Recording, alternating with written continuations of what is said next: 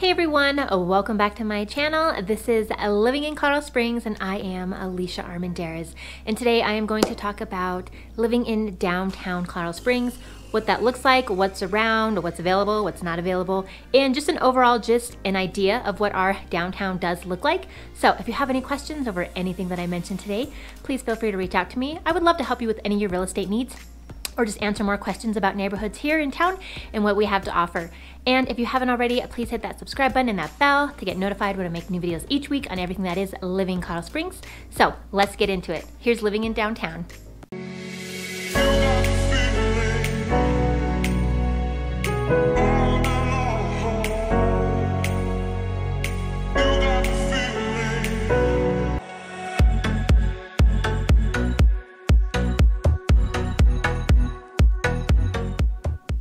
So if you are needing or wanting to be in our downtown Colorado Springs, I just want to start off by saying it is not a huge metropolis. If you are used to a big city life like New York or something, we don't have that here. Our downtown actually, I feel, reflects the size of our population of the city.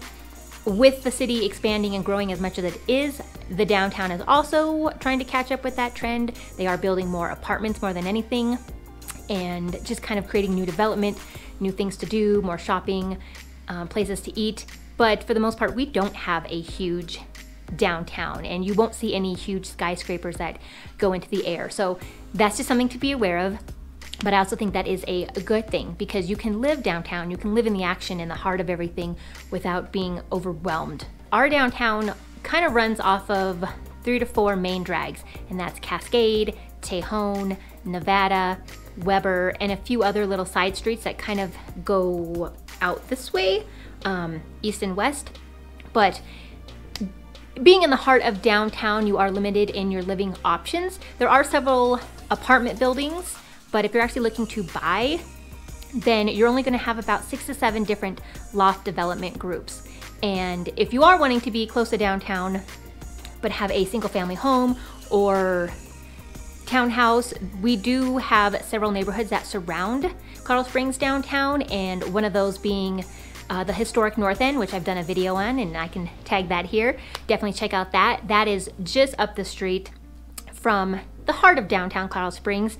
Nevada, Cascade, Weber, those main drags, they do run through the historic North End. So if you want to be close to downtown without the hustle and bustle and still in a traditional single family home, definitely check out that video.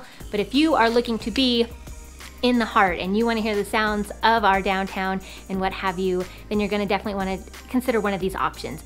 Most of the condos that you're going to find downtown are going to be 1 or 2 bedrooms, 1 or 2 bathrooms. They're going to be on average of maybe 900 square feet to about 2,000 square feet. They're going to range in price between $390,000 to $690,000. That's kind of what we saw in sale prices this past year. And then also they're going to have a lot of like exposed brick, exposed industrial look with the pipes and concrete, the exposed air ducts, that kind of thing. I will say, from what we saw recently in the market, a lot of those condos that came on were updated or somewhat updated, so you're not just getting a little dinky little whatever. I feel like people in the past year at least had really put in some money and made some of those recent condo sales really nice. I think one of the perks about also living in downtown Colorado Springs is we don't have skyscrapers. So you're not going to be looking out of your loft, your balcony, and staring into another building. Colorado Springs itself doesn't have a building height restriction, but the founders of the city really did love the idea that being downtown, you could see all of Pikes Peak, Cheyenne Mountain, the Front Range. They really wanted to keep that view from no matter where you are downtown. So like I said, even though we don't technically have height restrictions for buildings, every time something does have a project plan to go up, City Council and just the city of Colorado Springs kind of get involved, and they kind of regulate and veto projects that do want to go way up in the air. So most of the condos that you find downtown are going to be 2nd level, 3rd level, maybe a 5th or 6th at the most. We just don't have, like I said, those huge skyscrapers. We may have like 5 to 6 buildings that are rather tall. The Antler Hotel, downtown Colorado Springs, is probably gonna be one of our tallest buildings, and I think that maybe has 20 floors. Yeah, if that. And there are, I think, two major office buildings / banks, and then another hotel that actually sits kind of on the east end of town, so it's not even blocking your view of anything. With that being said, you can live in your condo, second, third, maybe even fifth floor if you get to be that high, and you'll still have great views of, like I said, all the mountains and then all of the action and entertainment that is down below.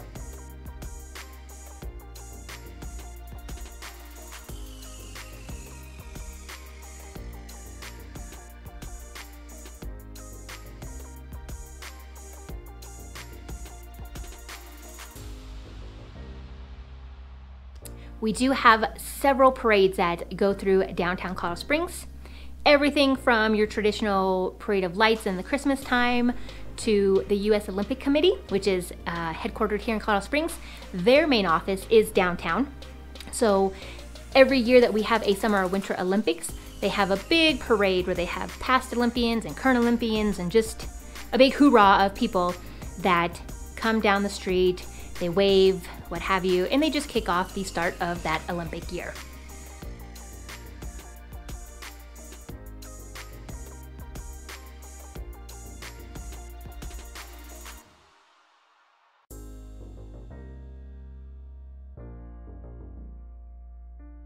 You can easily see this from one of your loft balconies or just your loft windows because, like I said, even though you are only a few stories up, you're still close enough to feel the action, hear the action, and what have you. You're not 15 stories up and needing binoculars to look down upon what's going on in the parade.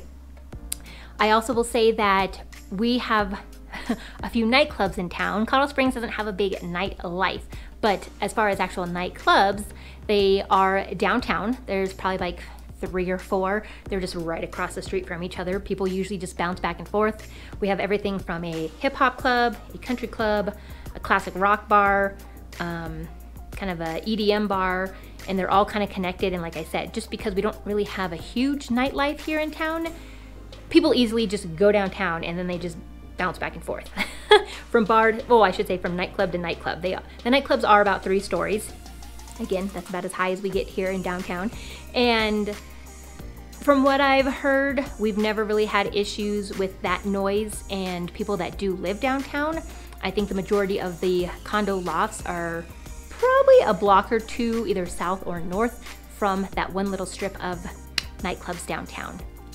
Some of the other things that you can enjoy if you do decide to live downtown Colorado Springs is obviously not only convenience to office buildings, restaurants. We do have a very cute and quaint movie theater. We have some franchise things, obviously like a Chipotle, a Starbucks, things of that sort. But then we also have some really cute mom and pop restaurants.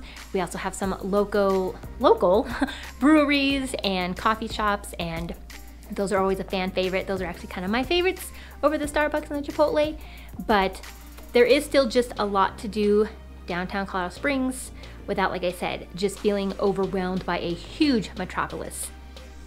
One of my favorite things to do, and I think is a great way for people that are moving downtown to kind of meet people and just get more involved in the community, is on Tuesday nights, you go to Jack Quinn Bar and Pub. Jack Quinn is great for traditional Irish food, but they also have a 5K run on Tuesdays. So a lot of people go down there, they do the 5K run, they come back, they drink, they have laughs, they get to know people. But I think that's a really great way to just kind of get involved in the community, and then also just that downtown community. Because I feel like more people who actually live downtown participate in that than those that live in the suburbs. And one of the last things that you cannot forget is that we have the new Widener Field. Widener Field is the brand new soccer stadium here in town. It is just on the outskirts of downtown. It's still technically downtown, it's just in this new development part that I don't know what we're calling it yet because it's all so new, but it is downtown. It sits just west of downtown itself, right before you get on the interstate. It is a beautiful complex. Right now it's hosting our semi-pro soccer team, the Switchbacks. It holds concerts, it holds private events, corporate events. So that itself is just really cool, and I know the city has big plans for the neighborhood just south of it.